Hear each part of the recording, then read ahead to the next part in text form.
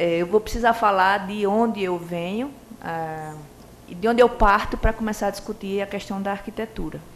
Então, eu sou arquiteta, comecei minha vida profissional, aliás, terminei minha vida acadêmica de universidade, né, universitária, com um projeto de TCC de uma penitenciária, e fiquei extremamente envolvida com o tema, e depois toda a minha vida acadêmica foi baseada nisso, e o meu primeiro projeto foi uma penitenciária, depois que eu me formei. E eu fiz a penitenciária com uma visão humanista, de espaços ventilados e confortáveis, para melhorar a ressocialização do preso, garantir esse pressuposto de ressocialização. No momento da execução da obra, o projeto já foi subvertido, já foi executado para outro fim, que não era o regime a que eu tinha projetado. Então, isso já alterou significativamente o uso. E depois, quando a penitenciária foi ocupada, ela foi totalmente subvertida, ao ponto de, por exemplo, módulos de agentes penitenciários serem transformados em módulos de triagem. E isso me fez, me perturbou bastante, assim, me intrigou bastante, e aí eu comecei a investigar sobre arquitetura prisional, por que isso acontecia. Comecei a estudar arquitetura do ponto de vista da arquitetura, e aí dentro da área de arquitetura, mas muita coisa não me respondia, a arquitetura não me trazia respostas. Em relação, por exemplo, ao que é conforto ambiental para o preso, o que é conforto ambiental para o agente penitenciário, o pau técnico. Do ponto de vista técnico, conforto ambiental era ventilação natural adequada, iluminação adequada, aeração adequada. Mas quando você conversa com qualquer uma dessas pessoas, enfatizo a palavra pessoas, cada uma tem um significado de conforto ambiental distinto. Então, por exemplo, conforto ambiental para o preso não tinha nada a ver com ventilação ou iluminação natural. E aí eu parti para a psicologia, fui estudar na psicologia, entender na psicologia como que eu tratava dessas, digamos, características subjetivas que eu não conseguia dar conta. Então, de uma forma muito rápida, como é que o arquiteto... E aí, na época que eu estava fazendo a pesquisa de psicologia, eu passei 45 dias presa fazendo uma pesquisa dentro de uma unidade masculina. Eu só ia para casa dormir porque não tinha cela para eu dormir lá. Mas todo o restante do dia eu passava lá dentro para entender como era a interação das pessoas, e todas, não só presos, agentes também, mas eu queria entender como era essa relação com o espaço. Como que eles recriavam esse espaço, como é que eles ressignificavam esse espaço, reconfiguravam esse espaço, porque eu estava considerando que as pessoas que viviam nesse espaço, elas também faziam parte como componente arquitetônico, só que um componente arquitetônico dinâmico e com vontades. E essas vontades eram impossíveis de serem previstas do ponto de vista de planejamento. Então, a partir daí, eu comecei a ficar bastante curiosa. E comecei a ficar bastante empolgada com o tema. E, na verdade, muitas vezes as pessoas me perguntam qual é a solução, e eu digo, eu não sei dizer qual é a solução em relação ao planejamento arquitetônico de unidades penais. Recentemente, pesquisas têm apontado alguns critérios sobre humanização, e aí agora eu tenho investigado sobre o que é humanização do ponto de vista conceitual, e aí esquecendo um pouco a questão de humanização do ponto de vista do cárcere em si, mas entendendo qualquer tipo de arquitetura, quando é que ela é mais ou menos humana, para a partir daí voltar para os projetos e entender como que esses projetos podem melhorar qualitativamente. Mas, como a discussão hoje ela é para um público de direitos, né, prioritariamente direito, então eu vou trazer algumas provocações nas questões relacionadas à arquitetura no que tange ao direito. Então, eu não peguei o projeto de revisão da LEP ainda, porque como ele ainda não foi aprovado, ainda está em discussão, então eu trouxe alguns pontos para a gente ver como que a lei impacta nas questões arquitetônicas. Então, por exemplo, na LEP, no artigo 83, quando se fala que o estabelecimento penal, conforme a sua natureza, deverá contar com dependências de serviço, assistência, educação, trabalho, recreação e prática esportiva, isso já é em si uma diretriz arquitetônica. Isso já está me dizendo qual é o programa mínimo que eu tenho que ter numa unidade penal para atender ao que a pena solicita.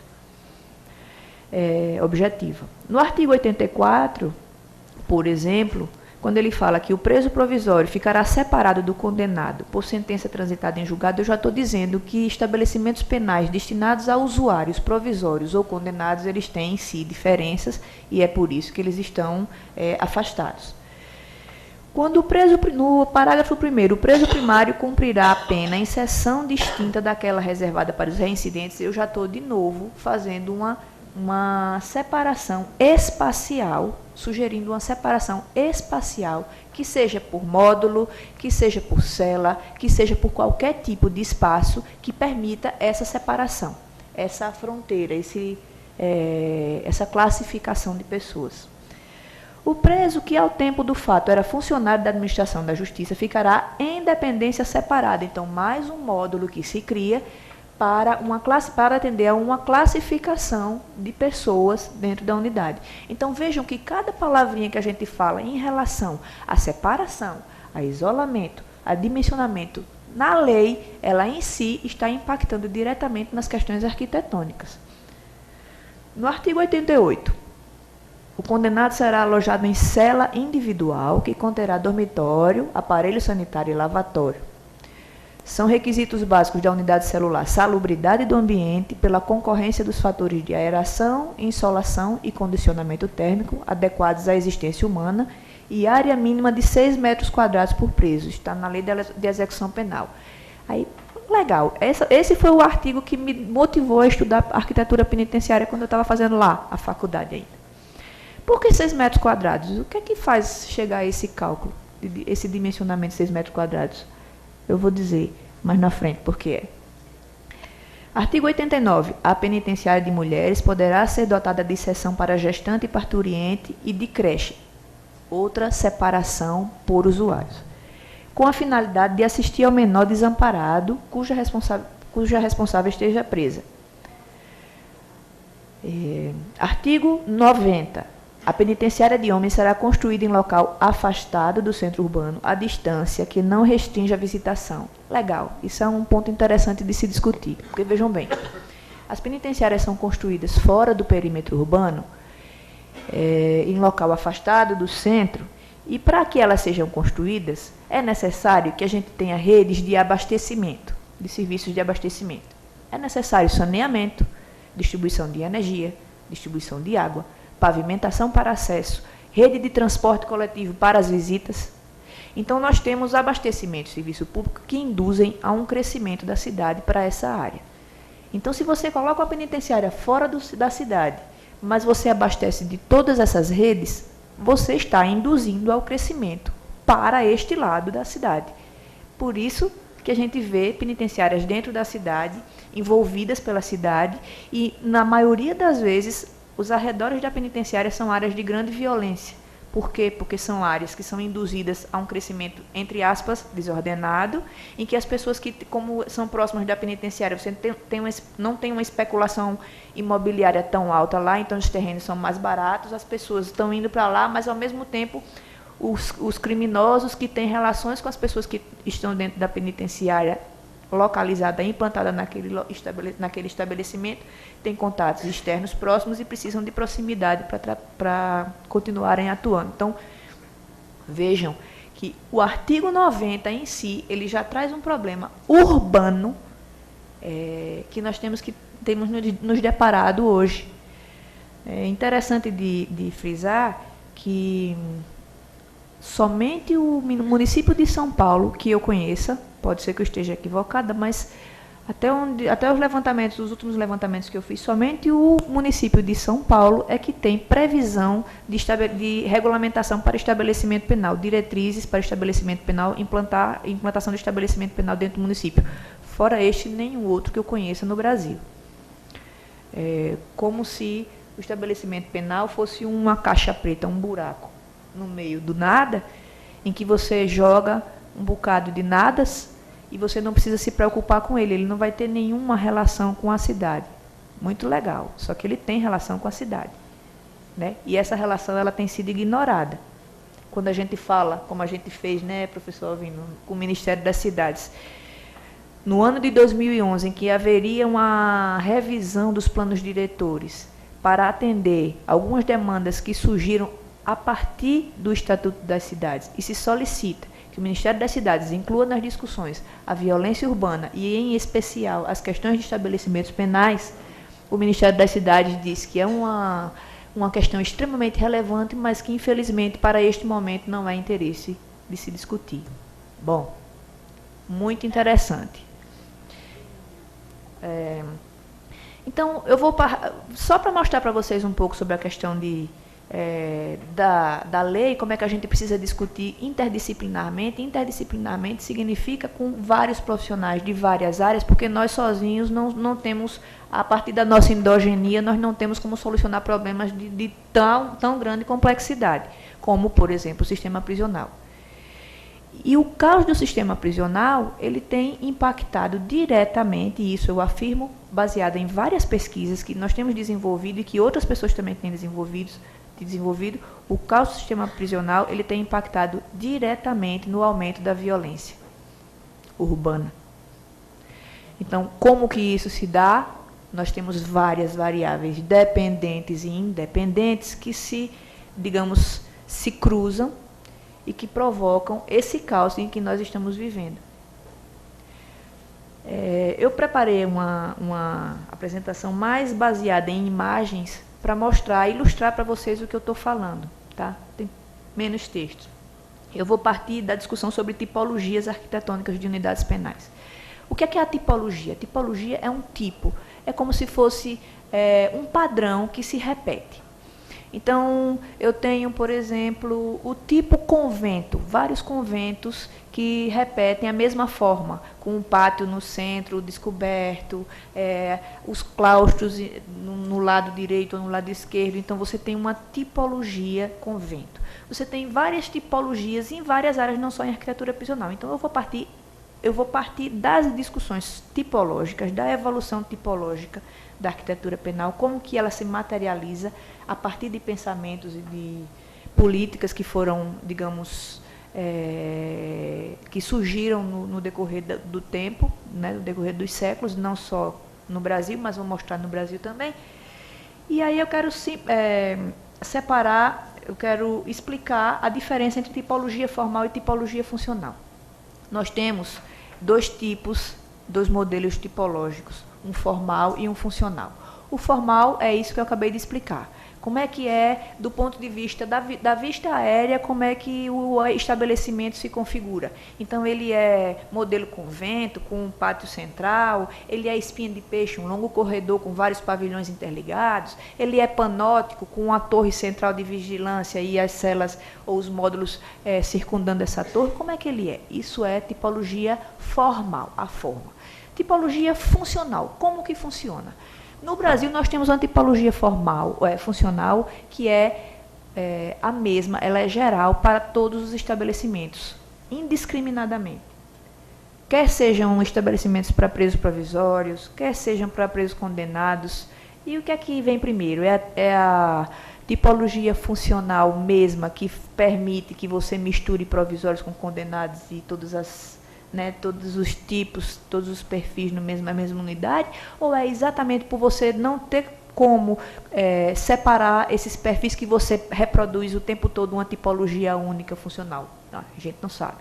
Mas, de fato, todos os estabelecimentos penais apresentam a mesma tipologia funcional.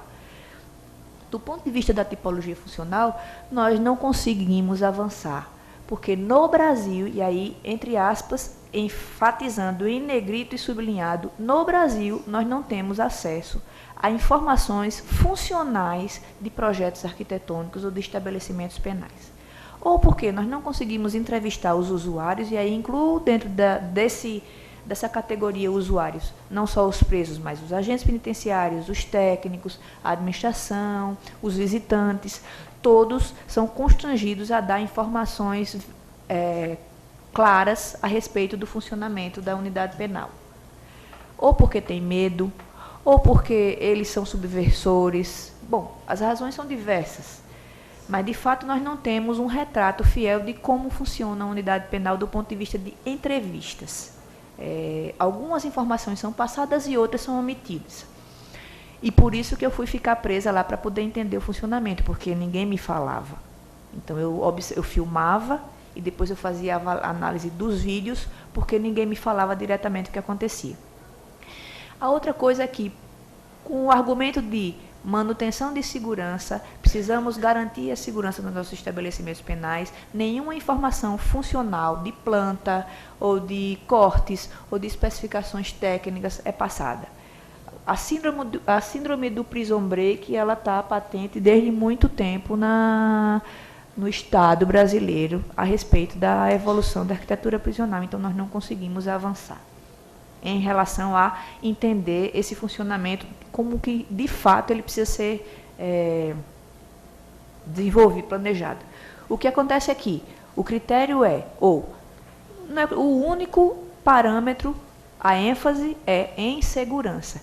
E aí a primeira provocação, professor, é que quanto mais segurança se procura, e segurança do ponto de vista de vandalismo, resistência dos materiais, resistência a tiro, resistência a controle, autocontrole, disciplina, separação de presos e de agentes penitenciários. Quanto mais você aumenta, amplifica essa, digamos, resistência ao impacto, ao vandalismo, me parece, e aí você fala muito melhor do que eu sobre isso, mas me parece que quanto mais resistente é a parede, mais eu tenho vontade de bater, mais eu tenho vontade de quebrar, mais eu tenho vontade de romper, e aí isso impacta no processo cognitivo de ampliação, amplificação da violência, é a minha percepção em relação a isso.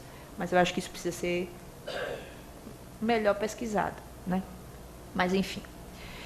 Então, a gente tem uma evolução histórica, eu vou falar muito rapidamente, porque eu vou focar mais nas imagens, mas a gente tem uma evolução histórica em que na Roma Antiga nós não tínhamos nenhum estabelecimento voltado para a punição.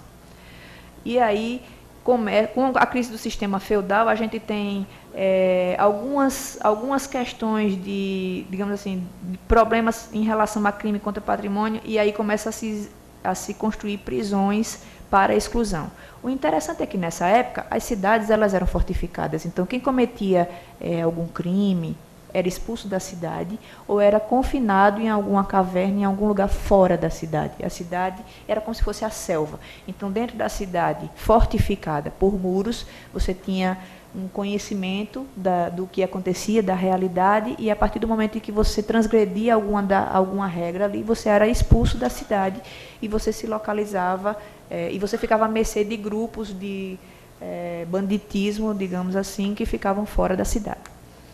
E essas pessoas que eram excluídas, elas não eram só criminosas, mas elas eram também as pessoas que tinham problemas mentais, problemas físicos, hanseníase, lepra na época, enfim, todos excluídos eram colocados fora do muro.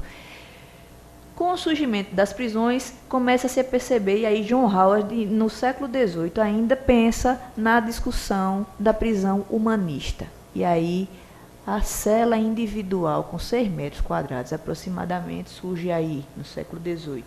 Engraçado que com a lei de execução penal não se questionou a cela de 6 metros quadrados que foi criada por John Howard no século XVIII, na Inglaterra. Bom, e aí quando aparece essa prisão humanista de John Howard na Inglaterra, ao mesmo tempo começam a aparecer outras propostas, por exemplo, sistema alburniano, sistema filadelfiano, até que Jeremy Bentham cria um modelo panóptico, que é o modelo do olho que tudo vê. Então, você tem um controle central que observa tudo, mas que não é visto. Ele vê, mas não é visto. E aí surge o que o Michel Foucault chama de tecnologia disciplinar. Então, a arquitetura prisional, hoje, ela é pautada ainda no panóptico de Jeremy Bentham, final do século XVIII, tá? O olho que tudo vê e que, portanto, precisa de um controle absoluto e segurança absoluta, e a arquitetura é um artefato de tecnologia disciplinar. Então, a segregação espacial, cada pessoa numa cela, ou cada grupo de 2, ou cada grupo de 4 numa cela, classificação de módulos, 5, 10, 15 módulos, um corredor central que você enxerga de um canto até o outro, e aí vamos desenvolver tecnologia para melhorar o controle, câmeras para filmar, para vigiar, e aí eu fico agora numa sala mais separada na administração, que eu consiga visualizar todos os presos. Então, essa esquizofrenia pela segurança e pelo olho que tudo vê, ela vem do século XVIII. Em que nós avançamos, então? Do ponto de vista conceitual, eu falo. Porque a lei de execução penal, ela é linda, né? Ela é linda, mas de fato ela não se concretiza. E ela não se concretiza por quê? Porque ela é para europeu ver, entre aspas, né?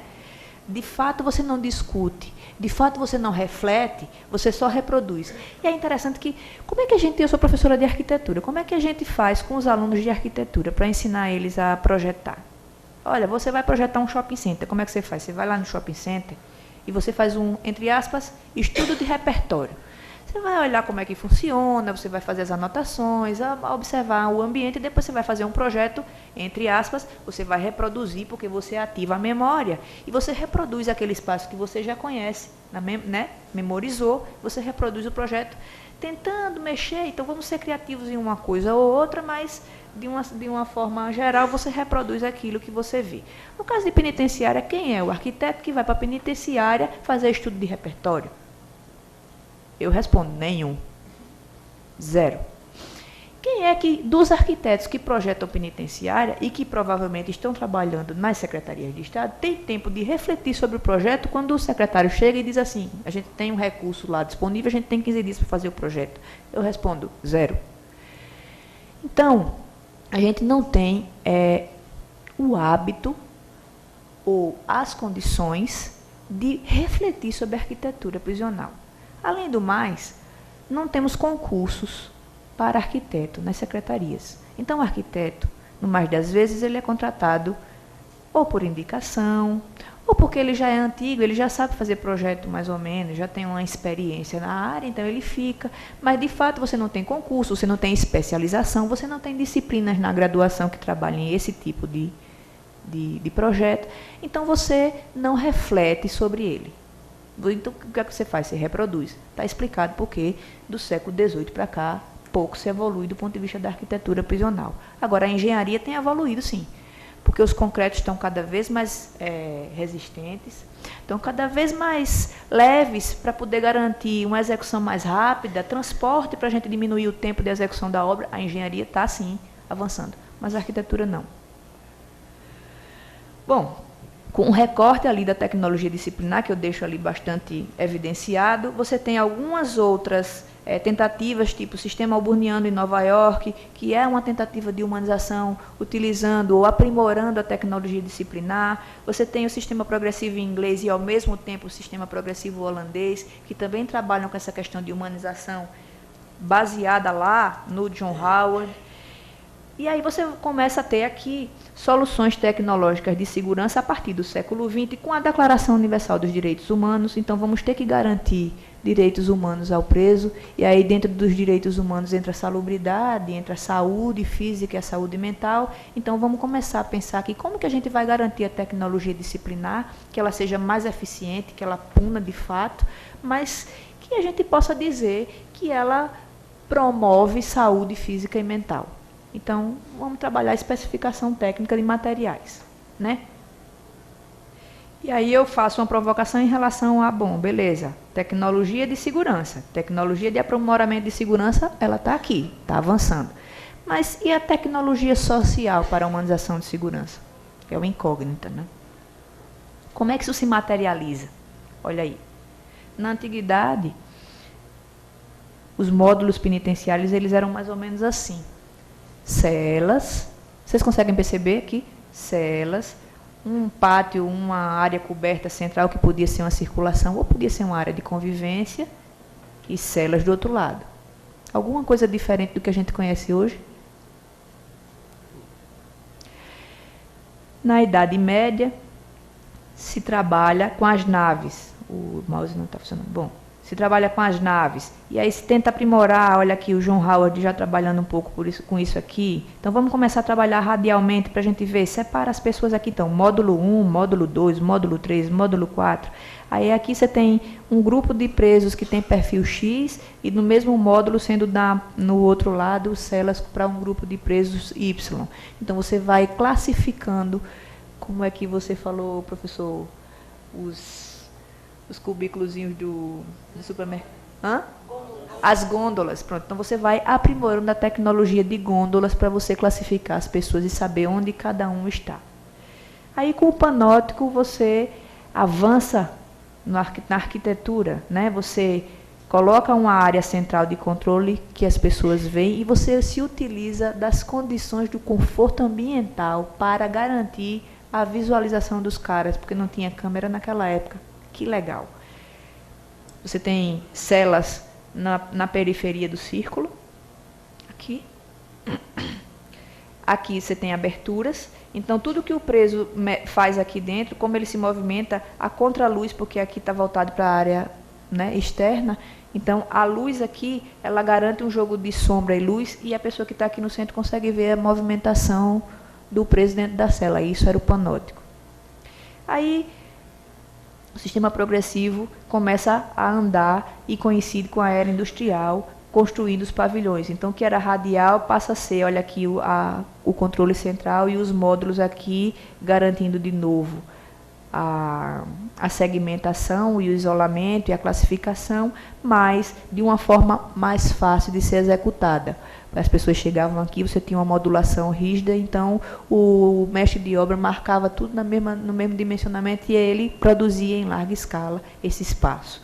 Coincide, interessante, por isso que eu botei esse esquemazinho aqui, que coincide mais ou menos com a evolução tipológica dos estabelecimentos de saúde. Olha aqui, olha, isso aqui parecido com isso aqui parecido com isso aqui, coincide, né?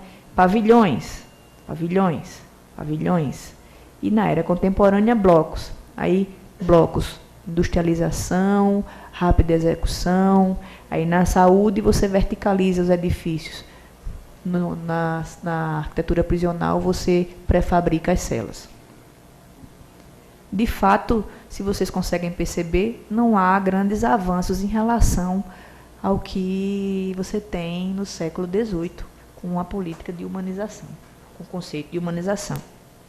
Aí no Brasil, aí eu não estou nem considerando aqui o período do humanismo para cá. Eu estou pegando aqui um recorte temporal em que você tem uma resolução que é criada quando o Conselho Nacional de Política Criminal e Penitenciária surge com a Lei de Execução Penal, uma resolução foi criada. E aí não me lembro se é a resolução número 16 ou se é a resolução número 13, eu não consigo me lembrar, porque faz muito tempo. Mas essa resolução, ela se pautava em celas de 6 metros quadrados e atendimento às questões, aos critérios de humanização de lá do século XVIII. Então, nesse recorte temporal, você tem, por exemplo, aqui, uma penitenciária modelo convento, não sei se vocês conseguem ver, vocês conseguem visualizar? Com um espaço descoberto aqui central, que é utilizado como campo de futebol. Isso aqui é em Alagoas, o sistema prisional de Alagoas. É uma penitenciária da década de 40, 1940, 1940 e pouco. E na mesma época, isso aqui, que era uma unidade, um manicômio judiciário. Tá certo? Aqui, ó. Então, modelo conventual e modelo humanista. Essa planta aqui, modelo em cruz, que reproduz um pouco isso e reproduz um pouco isso, é daqui de São Paulo e é da década de 90. Essa daqui, essas duas são da década de 40 e essa daqui é da década de 90. Todas são tipologias conventual, tipo convento.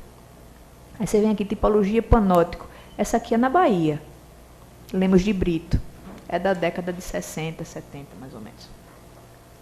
E essa daqui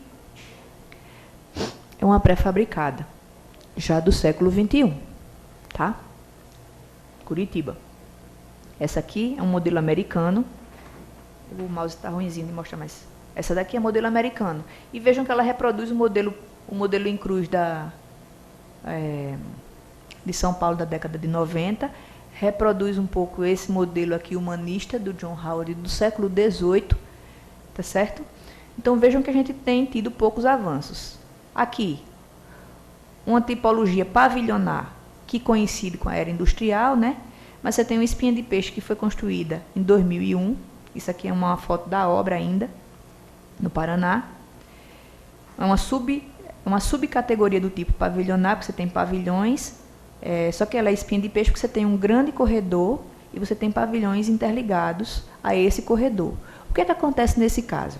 Você tem, por exemplo, rebeliões, digamos que isso aqui seja um módulo de vivência, tem alguns módulos de vivência aqui.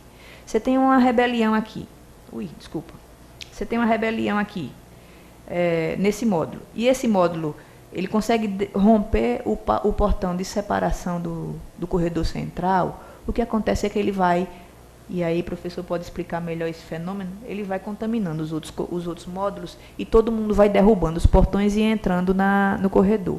Alguns presos se recolhem nas suas celas e os outros que querem, que se contaminam com essa, digamos, onda, esse fluxo, eles são direcionados para a entrada. Ocorre que nenhuma especificação técnica de concreto, de grade, de aço naval, do que quer que seja, consegue conter 400 homens, 300 homens tentando derrubar. Alguém já assistiu Prison Break? Pois é, vocês lembram do momento da rebelião, que aquele monte de gente derrubando? Aquilo ali é uma penitenciária de segurança máxima. É a especificação do RDD aqui, mais ou menos, tá certo? Então, não tem milagre em relação à arquitetura e à engenharia. Não tem milagre. Quando eu estava fazendo a pesquisa dentro da penitenciária, achei interessante que eu fui fazer eu passei 2 semanas numa penitenciária modelo espinha de peixe. E o agente penitenciário disse para mim, foi muito engraçado, porque o corredor tinha 1 quilômetro de distância, o corredor. Tinha 600, era um L, tinha 600 e 400 metros. E era cortado a cada 100 metros com portões, eram vários portões. E o agente penitenciário me falou assim, doutora, no dia que teve uma rebelião, eu estava fechando o último módulo e teve uma rebelião, eu saí correndo e eu fechava o portão e os caras derrubavam o portão, eu fechava o portão e os caras derrubavam, eu estava sentindo o bafo no meu pescoço, eu morri de rir na hora, né? Mas depois eu fiquei pensando a angústia do coitado correndo, que ele disse que as pessoas só pararam de correr atrás dele quando ele chegou na porta, no último portão, porque o BOPE estava pronto para atirar e aí eles pararam com medo do BOPE, mas eles estavam todos correndo atrás dessa pessoa. Então, como que você garante a segurança dessas pessoas? Então vamos lá, vamos separar, né? Vamos deixar ele isolado, porque aí ele fica seguro. Mas qualquer problema que tem lá dentro, ele tem que voltar e ele tem que ter contato físico, direto com a pessoa presa. Então não tem como você garantir essa segurança. E, de fato, o depoimento que o professor apresentou de que quem garante a segurança é a relação entre agente e preso, é verdade. A outra subtipologia é esse modelo campus que nós não temos aqui no Brasil. Isso aqui é um modelo da Argentina, era só para ilustrar, para vocês entenderem como é o modelo campus. São módulos separados, eles dispersam esse fluxo, essa convergência de fluxos. Então, você tem uma facilidade maior de controlar isoladamente grupos, mas, ao mesmo tempo, você tem uma dificuldade maior de tratar a visualização do ponto de vista panóptico. Isso é bom ou é ruim? Depende.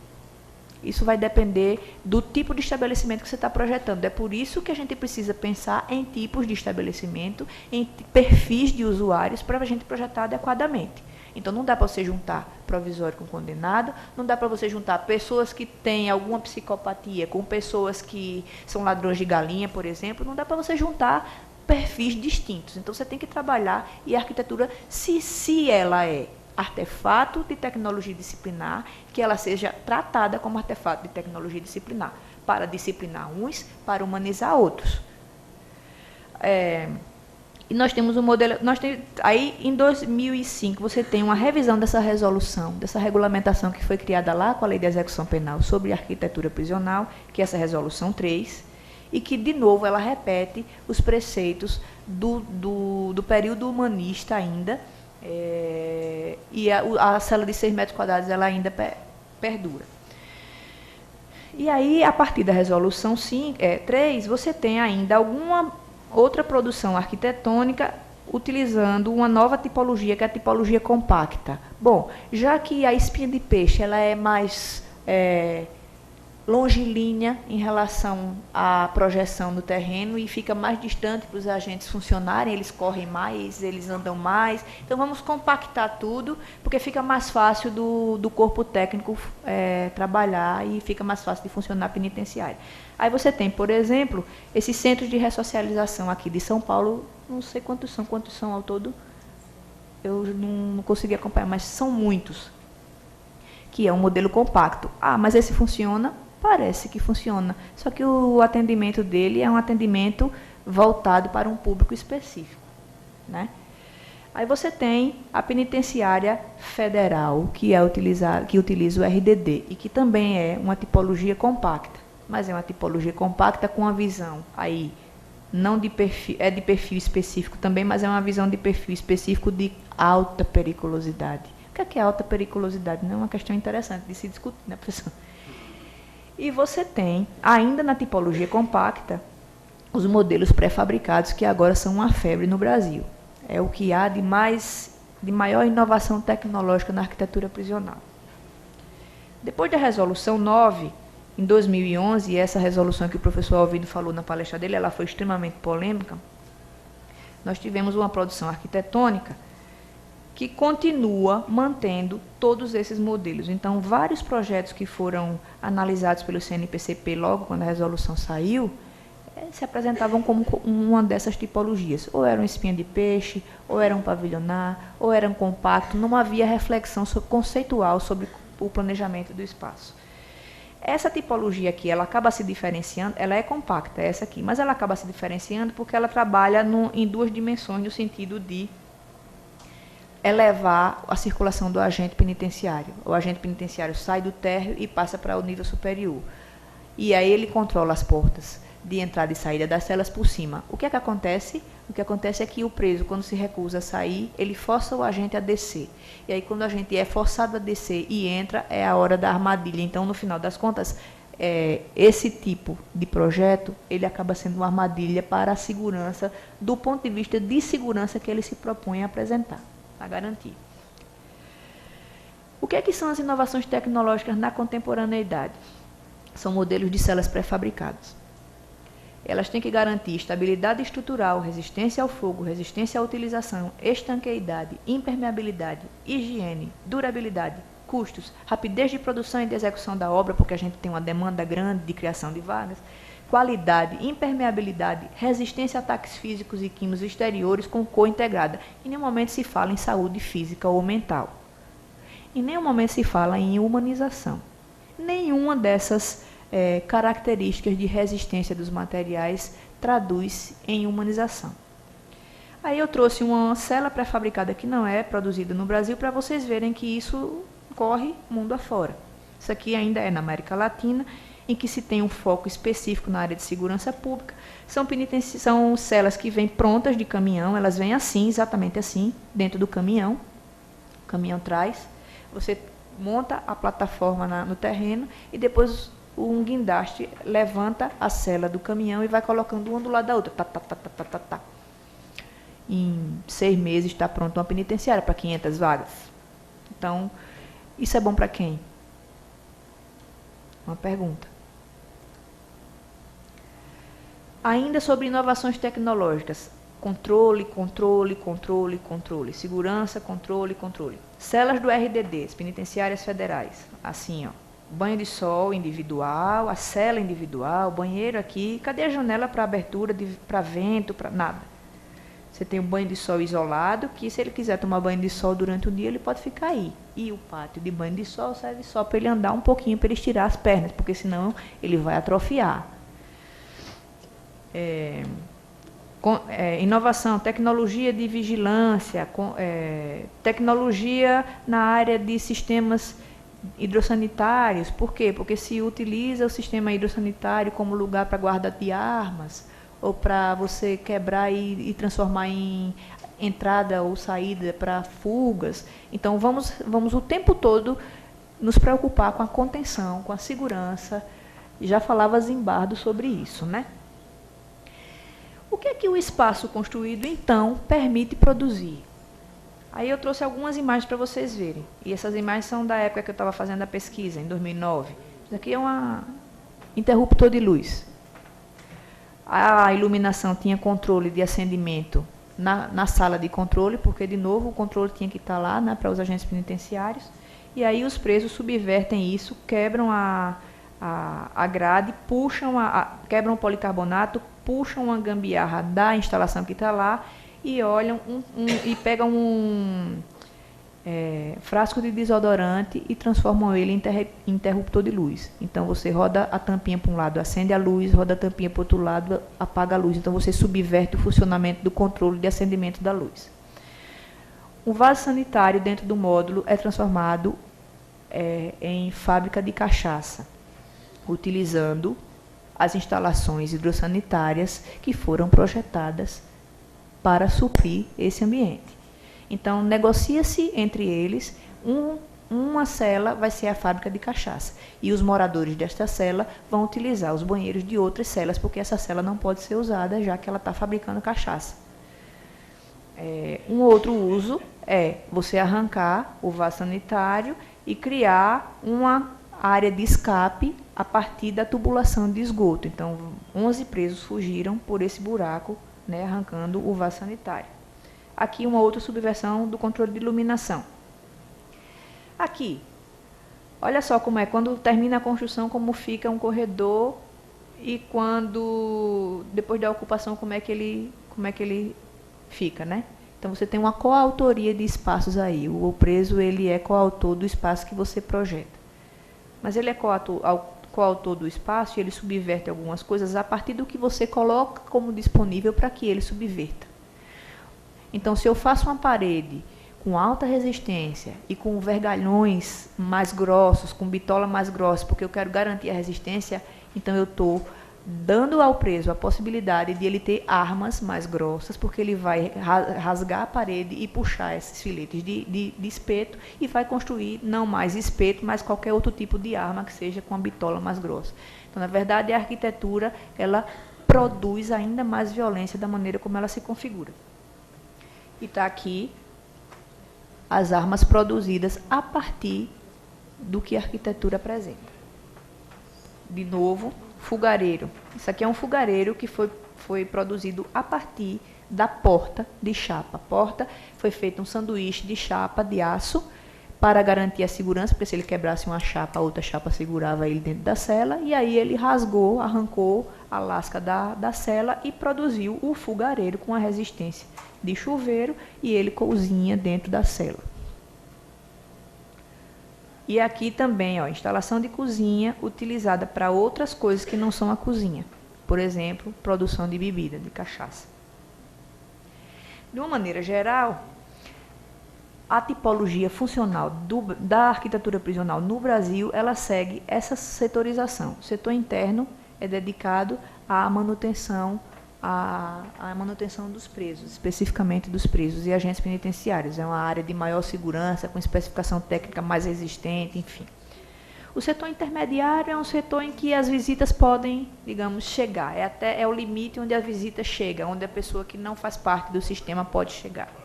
E o setor externo é o setor de administração. Então, ele tem que estar em contato com o mundo exterior. É interessante que, desse ponto de vista aqui, o agente penitenciário e o preso se colocam digamos assim, no mesmo status, na mesma classificação.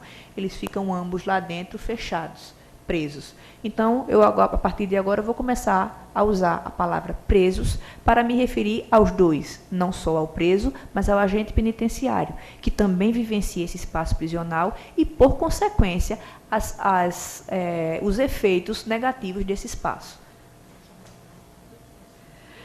Um exemplo disso, de como isso se configura, é a Penitenciária Federal, o RDD, que o professor Alvino falou na palestra dele. Vejam que você tem, no setor externo, aqui, ó, você tem um alambrado que isola toda a unidade penal, você tem um outro alambrado que regulamenta onde você vai ter linha de tiro. Caso a pessoa fuja, ela pula o primeiro alambrado e, a partir daqui, esse espaço aqui serve de linha de tiro, e é legal se eu consigo matar como agente. E você tem um outro que isola a unidade penal da rua, do mundo, né? Você tem a área de administração aqui no setor externo E aí a especificação técnica disso aqui, ela é menos resistente e você tem uma separação por alambrados de novo para você isolar a área de maior segurança. Aqui você tem o limite onde chegam as visitas, os advogados e todo mundo, né? Uma resistência média, e você tem a área interna, o setor interno, saúde, jurídico, vivência, banho de sol, que ficam todos no fundo da unidade penal e que tem uma especificação técnica mais rigorosa, digamos assim. Então, desse jeito, são configuradas absolutamente todas as penitenciárias no Brasil. Quais são os novos critérios hoje? A gente tem uma pesquisa, a gente tem várias pesquisas sobre arquitetura prisional fora do país, mas no Brasil nós não temos apoio financeiro de instituições de pesquisa, de financiamento de pesquisa, FINEP, CNPq, CAPES ou Ministério da Justiça. Nós não temos nenhum aporte financeiro que permita avanços e pesquisas na área de arquitetura prisional. Num levantamento que foi feito pelo Observatório Nacional do Sistema Prisional, que é um observatório que pertence ao Departamento Penitenciário Nacional, o levantamento foi feito em dezembro de 2013 e eles apresentaram aproximadamente 600 pesquisas na área de sistema prisional, no tema sistema prisional. Dessas 600 e poucas pesquisas, apenas 3% se refere à arquitetura prisional. 3%. E os 3% que se referem à arquitetura prisional são pesquisas de cunho teórico, porque nós não conseguimos informações para trabalhar do ponto de vista prático. Então, nós não conseguimos pesquisas empíricas. E aí, como é que eu consegui fazer essa pesquisa lá dentro da penitenciária? Eu consegui por meio de amizade. Um secretário de Estado era meu amigo e ele conversou com o governador e convenceu o governador para me permitir entrar, porque senão eu também não teria feito. Então, a gente, de fato, tem dificuldade de entrar nesse mundo obscuro e entender como ele funciona. E, a partir daí, avançar sobre conceitos espaciais que permitam, de fato, a humanização do presídio. Fora daqui do Brasil, e vamos dizer que é o mundo, entre aspas, civilizado nesse aspecto, porque aqui eu considero que os avanços eles são ínfimos ainda, nós temos uma discussão mais abrangente em relação à tipologia funcional e à humanização. E essa nova classificação tipológica, baseada em humanização, em critérios de humanização, ela trata de condições humanas e de segurança, e aí vejam que condições humanas se colocam em primeiro lugar. E a partir das condições humanas você induz a questão de segurança. É uma lógica um pouco diferente, para não dizer totalmente, do que a gente tem no Brasil. Condições do corpo funcional. O corpo funcional ele tem que entender, quando a gente recebe uma máquina de lavar, a gente compra a máquina de lavar. Vem com a máquina de lavar um manual para explicar como é que funciona essa máquina de lavar. Então a gente sabe ligar, desligar, aumentar o fluxo, aumentar a quantidade de água, diminuir a vazão e não sei o quê, porque a gente tem um manual, né? No caso da tecnologia disciplinar, se a gente pensa ela como uma engrenagem, como uma máquina, cadê o manual disso? Não existe um manual.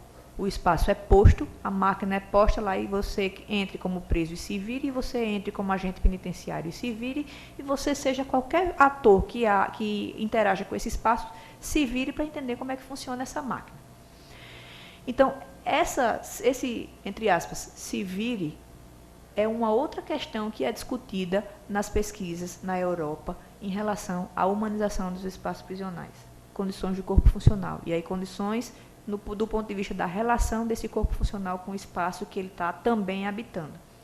A ambiência criada na prisão. O que é a ambiência? A ambiência, ela abrange questões como amplitude, ou restrição, ou constrição, como felicidade ou não, como visualização em perspectiva ou não, como visualização do ponto de vista de vigilância ou não, como o espaço é mais amplo, o espaço é mais alto e isso impacta positivo ou negativamente em tal ou tal efeito psicológico ou tal emoção. Então, a ambiência ela entra como um campo, digamos, multidimensional de significados que o indivíduo ele não absorve, ele dialoga com esses significados e ele reestrutura tanto traços de identidade como processos cognitivos e reconstrução cognitiva em relação às decisões que ele vai tomar a partir desse contato com esse espaço.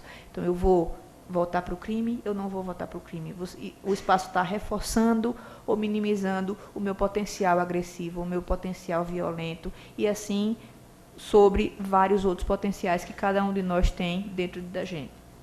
Consideração dos direitos humanos, isso é básico, e de experiência de vida no morar e trabalhar na prisão. Então, fora do país, nós temos pesquisas que atuam, que objetivam especificamente entender as influências do espaço nos comportamentos e nas subjetividades.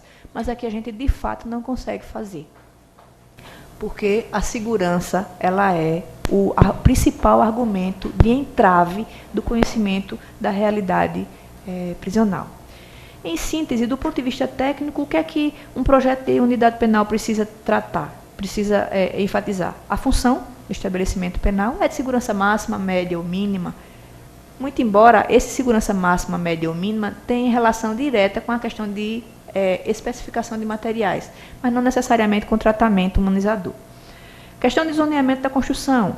Fluxos. Você tem cruzamento de fluxos? Como que você trabalha com fluxos em 2 dimensões ou em 3 dimensões? Como que você organiza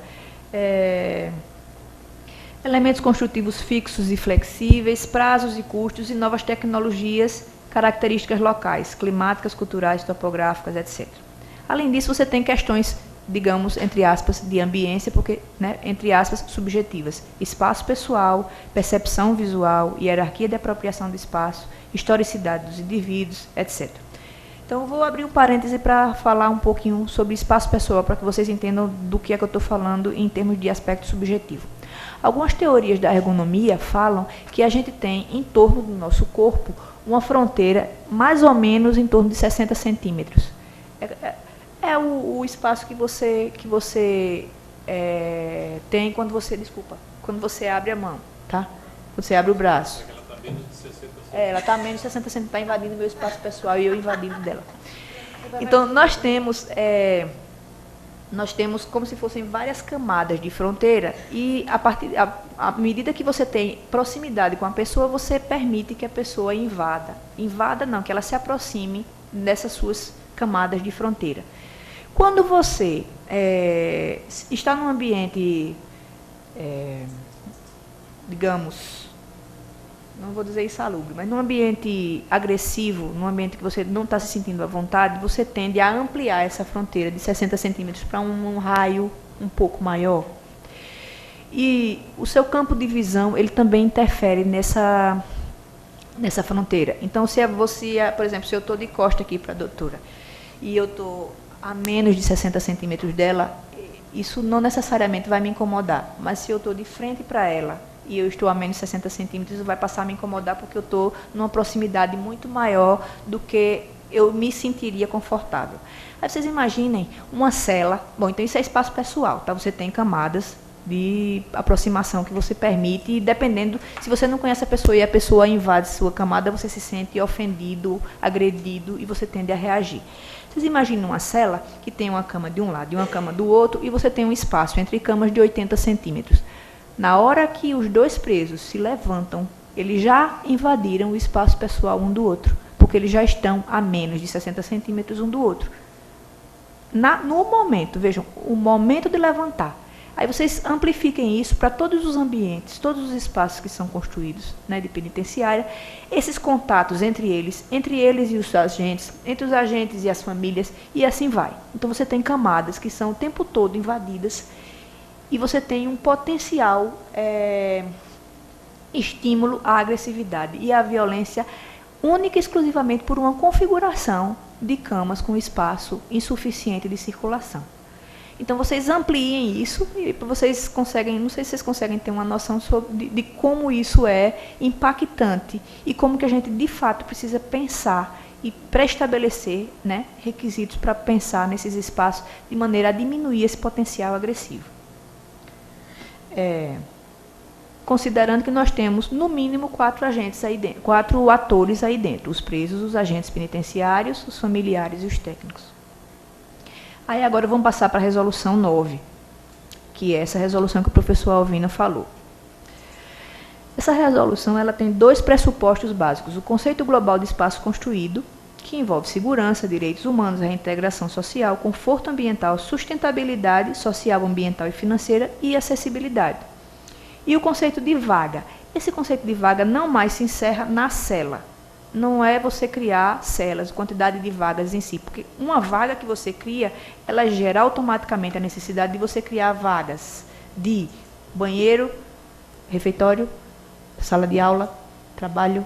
Então, o conceito de vaga ele se amplia e ele engloba agora várias outras camadas de programa de necessidades que não se restringem única e exclusivamente à cama da cela ou ao espaço da cela. Os princípios norteadores dessa resolução 9 são a interdisciplinaridade, porque vejam, a gente tem, eu estou falando só do ponto de vista físico, mas para que a gente faça, o físico, ele traduz uma proposta conceitual. Essa proposta conceitual, ela tem que abranger questões de tratamento psicológico, tratamento de saúde, tratamento de educação. Você tem diversas outras, gestão, administração. Então, você tem diversas outras coisas, diversas outras variáveis que estão impactando, que estão atravessando a proposta espacial. Então, essa equipe interdisciplinar, ela tem que estar muito coesa, porque uma proposta espacial inadequada, ela vai influenciar, impactar diretamente na reformulação de uma proposta conceitual. Então, isso tem que estar muito, muito interligado. Então, uma das propostas que eu acho, aí é uma proposta minha, não da resolução, mas uma das coisas que eu acho que é interessante é, na equipe de administração penitenciária, deveria haver uma discussão com o arquiteto e engenheiro. Por quê? Porque eles estão trabalhando com a materialização do que os gestores, do que a equipe interdisciplinar está pensando. Ele está trabalhando com a materialização, ele está criando o artefato que vai ser utilizado por essas pessoas. Então, eu acho que essa discussão ela precisa estar... Essa relação ela precisa estar próxima. Respeito aos aspectos culturais e regionais. Conceito de conforto ambiental e zonas bioclimáticas. Aí eu vou falar um pouco sobre isso mais na frente. Conceito de sustentabilidade e eficiência energética. Conceito de climatologia urbana. Conceito de acessibilidade e atendimento aos direitos humanos. Ergonomia, saúde mental e psicologia ambiental. Bom, aí vamos começar a destrinchar, esmiuçar um pouco a resolução do ponto de vista do que foi de fato polêmico na regulamentação, nessa revisão da regulamentação da arquitetura prisional. O primeiro ponto, aqui nessa tabela eu trago a resolução anterior de 2005 com a solicitação de documentos de apresentação para o DEPEN. O DEPEN tem o recurso, o Departamento Penitenciário Nacional tem o recurso para repasse para os estados para a construção de unidades penais. Então, ele diz, Estado, me mande esses documentos aqui, tá certo? Levantamento plano altimétrico, sondagem geológica, projeto de terraplanagem, projeto básico de arquitetura, isso aqui. Me mande isso aqui, que a gente vai analisar, e se a gente achar que está coerente, a gente disponibiliza o recurso para vocês. Então, a resolução 9, ela altera isso apenas no item memorial justificativo do projeto arquitetônico assinado pelo arquiteto e pelo gestor público. Para que isso serve? Isso foi um dos grandes problemas da resolução. Para que isso serve? Isso serve para dizer o seguinte, a proposta conceitual da penitenciária, ela está junto do projeto, ela faz parte do projeto. Então, se o psicólogo disse lá, eu preciso de 3 salas para atendimento e preciso de uma equipe técnica de 3 psicólogos para atendimento, e o projeto traz 3 salas de atendimento, e na hora do uso, o gestor que assinou esse memorial justificativo usa 2 dessas 3 salas para ser cela de isolamento, ele está descumprindo um contrato que ele fez com o governo federal. Não é? Concordam com isso? Bom, então, primeiro problema. Não, a gente não vai fazer esse memorial justificativo e descritivo. Para que se vai fazer isso? Isso não faz parte do projeto? Claro que faz. A proposta técnica, arquitetônica, a representação bidimensional que está apresentada, ela está intimamente vinculada à questão conceitual. Então, a equipe interdisciplinar tem que estar de acordo com o que está sendo proposto espacialmente e o gestor tem que assinar dizendo que também está de acordo. e que, quando ele assina dizendo que está de acordo, automaticamente ele está dizendo que cumpra-se isso quando a proposta tiver sido executada. Então, esse é um documento muito caro para nós podermos fiscalizar depois as unidades penais. No projeto básico, bom, isso aqui são vários documentos. Aí no projeto básico especificamente, vejam que aqui eu tenho dizendo projeto básico, tá? E no projeto básico constam planta de situação e locação, muro externo, guaritas, alambrado, módulos, definição dos níveis e tal. Caderno de encargos e especificações técnicas. Planilha orçamentária. Vejam que tudo está sendo mantido, tá certo? Mas aqui tem uma pequena modificaçãozinha e mais a história do memorial de novo. A pequena modificaçãozinha é o seguinte: agora, na planilha orçamentária, você tem que dizer os custos por blocos de implantação e custo global. Com isso, o que acontece? A gente amarra na proposta lá, que vai ser analisada pelo Departamento Penitenciário Nacional, a gente amarra ali o custo da obra. E quando houver a necessidade de um adicional, que a gente chama aditivo, esse aditivo vai ter que ser justificado, inclusive do ponto de vista contratual. Outro problema. Certo?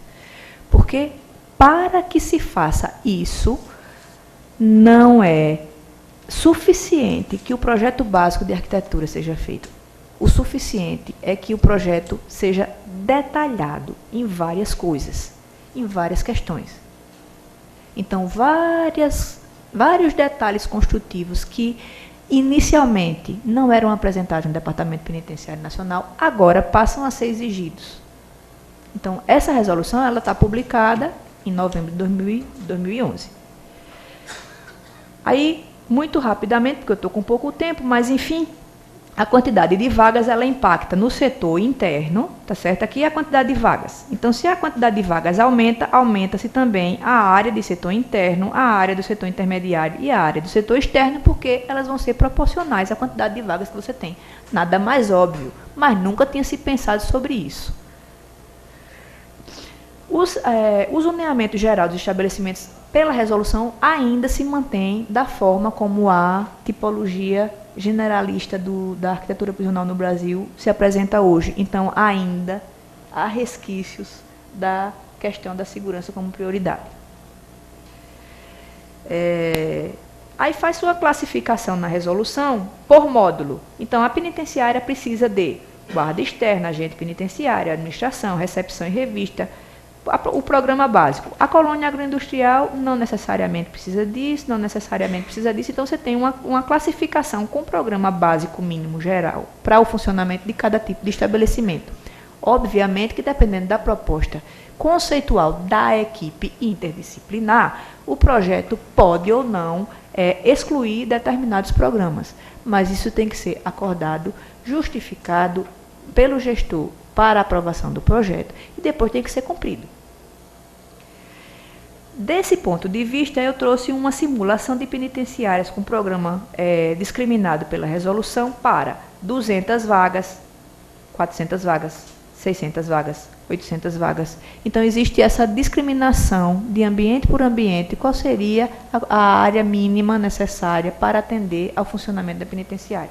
Então, veja que para 200 vagas, a penitenciária apresentaria 3.000, simulando, né? Não necessariamente, mas simulando, 3.454 metros quadrados, para 400, 5.411 metros quadrados, para 600, 7.000 e assim vai. Na resolução anterior, de 200 a 800 vagas, a área era a mesma. Então, vejam que para unidades menores, você diminui o tamanho da penitenciária, para unidades maiores, obviamente, você vai aumentar a área da penitenciária. Mas na resolução anterior não havia isso, você tinha áreas fixas, e o tamanho da penitenciária, independente da quantidade de vagas, ele era o mesmo. Explica-se aqui, por exemplo, a percepção de superlotação. Percepção de superlotação, tá? Porque quando você vai inflando o espaço de pessoas, inchando de pessoas ali, e o espaço ele é pequeno, a sensação de superlotação de quem está lá dentro, ela é maior do que de quem está do lado de fora. Sobre as estratégias bioclimáticas, muito rapidamente. O Brasil é subdividido em 8 zonas bioclimáticas mínimas, que são, digamos, características padrão por região. Então, está aqui a NBR 15220, que é a referência da resolução, que divide o Brasil em 8 zonas bioclimáticas. Então, para cada zona bioclimática dessa, você tem tamanho de abertura adequado para ventilação e para insolação, ventilação e aeração e insolação. Você tem especificação adequada para você diminuir ou aumentar o calor que passa para dentro do ambiente ou não. Então, você tem uma série de, digamos assim, diretrizes que adequam a arquitetura ao clima, às condicionantes climáticas. Então, solicita-se que essa NBR seja atendida. Começa aí a aparecer outro grande problema. Porque quando o Plano Nacional de Apoio ao Sistema Prisional aparece, quando ele é publicado, 5 dias depois da publicação da resolução, todos os projetos estavam prontos, baseados na resolução anterior. A resolução anterior não fazia essa exigência. Ela dizia que a abertura tinha que ter entre 1/6 e 1/8 da área. Só que agora não é mais assim. Os projetos são apresentados, não contemplam a resolução, e aí cria-se um embate político em relação o que é que a gente faz então? A gente cumpre a meta no plano nacional ou a gente qualifica as vagas? É uma boa questão para se discutir. Dimensão mínima das celas. A dimensão mínima das celas passa agora a atender esse critério de espaço pessoal que eu expliquei anteriormente. E aí um parêntese para a capacidade de 7 ou 8 vagas. Nós, no Conselho Nacional, no CNPCP, não aprovávamos a quantidade de 7 ou 8 vagas dentro da cela. Era de, no máximo, 6. Mas, por uma questão de demanda, de urgência, de emergência, né, política, para a criação de vagas, nós abrimos um precedente para 7 e 8 vagas, criação de celas para 7 ou 8 vagas, com a mesma área, de 6 vagas, porque a médio prazo, a gente... a partir deste ano, 2014, isso aqui não mais poderia ser construído. Aí só explicando como é que funciona a ventilação. Você tem, para a pessoa respirar e ter saúde física e mental, você tem um mínimo de volume de oxigênio por metro cúbico. Então, nós adotamos isso como parâmetro para pensar nas aberturas de ventilação, abertura de aeração. O que é abertura de aeração? É a abertura que resfria e que limpa o ar poluído que sobe, o ar quente que sobe. Ela resfria e leva embora. E a de ventilação? A de ventilação, ela limpa, higieniza e permite um conforto térmico no nível do usuário. Então, a gente tem agora que considerar isso. Por exemplo, uma penitenciária que é construída no Sul não pode ser a mesma que é construída no Nordeste. Além disso, um outro conceito de humanização, que é a questão da urbanidade, ela tem relação direta com anteparos físicos que existem fora do espaço projetado.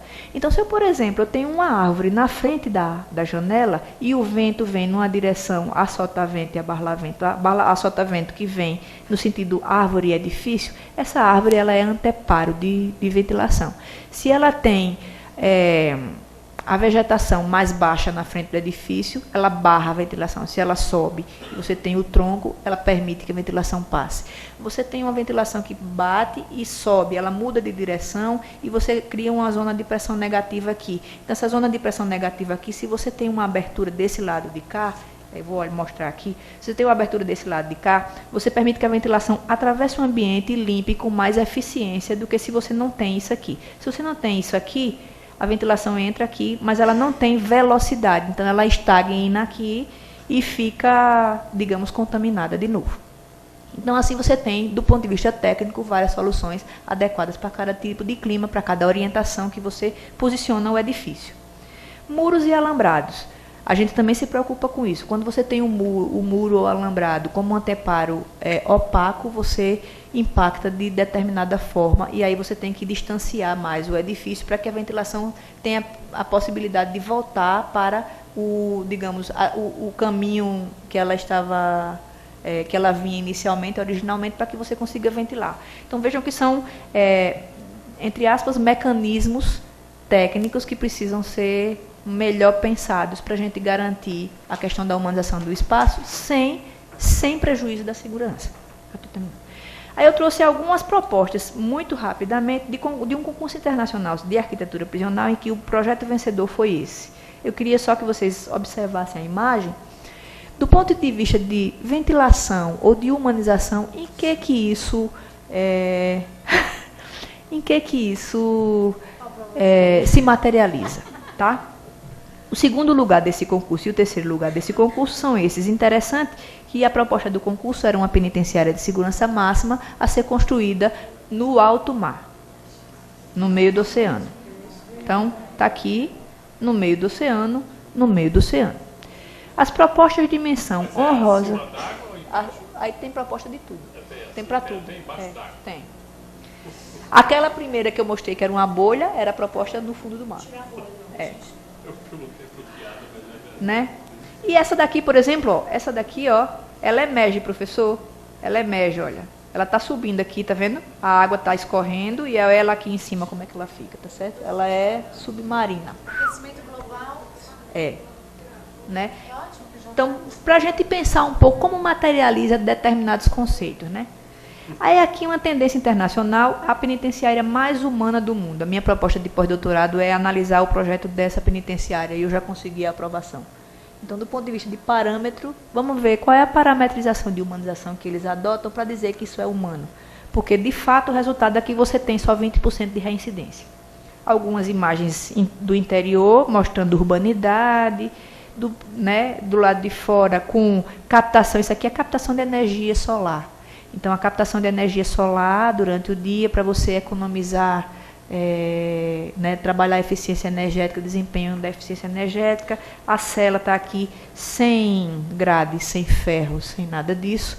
Mas, claro, que você tem uma outra proposta conceitual e uma outra proposta de tratamento que eu, obviamente, não sei, é por isso que eu vou lá estudar. Algumas outras propostas interessantes, por exemplo, essa na Argentina, é uma unidade mista, feminina e masculina, regime fechado, e eles trabalham com casas. Essa área aqui é a área de administração e encontro com a comunidade, e essas áreas aqui são o que a gente aqui chama como setor interno, né, o setor de convívio dos presos, mas é interessante que eles fazem é como se fosse um sistema de microprogressões espaciais, em que você tem configurações dentro. Por exemplo, você entra e a cela tem porta de chapa. Depois de um tempo, quando você adquire competências ou habilidades, que eu não sei quais são, você avança para as celas que você tem os móveis de madeira e que você tem a chave da cela. Depois você avança para outra, que a porta é uma porta como a da casa da gente, e que os móveis podem ser... são móveis mesmo, que eles podem reconfigurar o espaço, e assim você tem alguns avanços que são perceptíveis, materializados do ponto de vista espacial, masculino e feminino. Aqui uma unidade feminina, na Espanha, e é interessante que ela é dentro da cidade, convive harmoniosamente com a cidade. Essa aqui é a área do playground, da creche. Isso aqui são elementos, são componentes arquitetônicos de alta segurança, são antivandálicos, mas você não tem a percepção da segurança em si, porque você tem outras questões que estão enfatizadas na especificação, na ambiência do espaço planejado. A cela, nessa unidade aqui, a cela das mães é assim, você tem a cama e o berço e um armário trocador. Você tem uma pequena copa para elas aprenderem a trabalhar a maternidade, e no trabalho da maternidade, no atendimento psicológico e no desenvolvimento da maternidade, se trabalha também outras questões, se educa, digamos, de outra forma, alguns aspectos que essa presa precisa trabalhar. Que se chama maternagem. Maternagem, isso. Obrigada, professor. Aqui uma casa de uma unidade masculina, aqui. E aí essa unidade masculina, ela também é composta por casas, também é na Espanha, ela é composta por casas com 8 pessoas, e entre eles se subdividem em funções. Você vai lavar as roupas, você vai cozinhar, o outro vai fazer não sei o quê, o outro vai fazer não sei o quê. Então eles meio que reproduzem o funcionamento em sociedade, para que eles treinem a obediência, talvez, não sei a palavra adequada, mas não estou encontrando outra palavra, a obediência às regras que eles próprios infringiram. Essa eu acho fantástica. No Canadá, fizeram uma pesquisa antropológica, descobriram que uma grande parte, um grande contingente da população carcerária era indígena. Então, eles reproduzem uma penitenciária de segurança máxima com crimes de, digamos, alto potencial agressivo. Eles reproduzem uma aldeia e, a partir daí, eles trabalham as questões culturais e as questões sagradas e profanas em comunidade, tentando, digamos, readaptá-los ao convívio em liberdade. Está aqui mais uma imagem dessa mesma penitenciária. Aqui são módulos e você tem de novo essas microprogressões dentro da própria unidade penal, onde você tem áreas de maior segurança e com a progressão eles vêm para uma área, digamos, mais fluida, com um contato mais externo, com a urbanidade um pouco maior. Em linhas gerais, as tendências internacionais da arquitetura penal trabalham a humanização por habitabilidade, transparência, cor, luz natural, energia solar, ventilação natural, aspectos culturais e educação. A arquitetura é um artefato de educação e é isso que garante segurança, não é a especificação da segurança. Para finalizar, sugestões para melhorar o planejamento do sistema prisional, diagnósticos locais, nós não temos. Do ponto de vista dos sistemas prisionais, os planos diretores, eles não são planos diretores, eles são diagnósticos mal feitos. Intersetorialidade das políticas, não é só a Secretaria de Administração Penitenciária que é responsável pelo sistema prisional, mas várias outras secretarias que deviam estar dialogando com a Secretaria em apoio às atividades que ela desempenha. Focalização territorial, por que preso, quando vai para presídio, só trabalha com costura de bola ou com esse tipo de coisa? Será que isso tem inserção no mercado? Será que, de fato, essa política de trabalho ela é para inseri-lo depois? Então, isso é uma coisa que precisa ser pensada. A autossustentabilidade do sistema. O sistema custa muito caro. Então, como que a gente trabalha a sustentabilidade desse sistema? Bom, a eficiência energética seria um ponto interessante de se trabalhar. Essa coisa da sustentabilidade do ponto de vista de como que ele vai se reinserir no mundo, na liberdade, digamos assim. Como que ele vai voltar para ali, se ele não tem, aqui ele não tem a base para que ele consiga se inserir adequadamente. Então, isso também faz parte da sustentabilidade. E por aí vai. A arquitetura adequada, mas a arquitetura adequada, ela tem, antes dela, isso é anterior a ela, todos esses outros pressupostos. A arquitetura, ela materializa outras questões. E uma avaliação periódica das ações implementadas, porque a partir do momento que a arquitetura é executada, ela se materializa e ela é utilizada, você tem que fazer avaliações periódicas para você entender qual é a realidade. Essas avaliações periódicas é que são o grande entrave da nossa evolução enquanto arquitetos. É isso. Obrigada.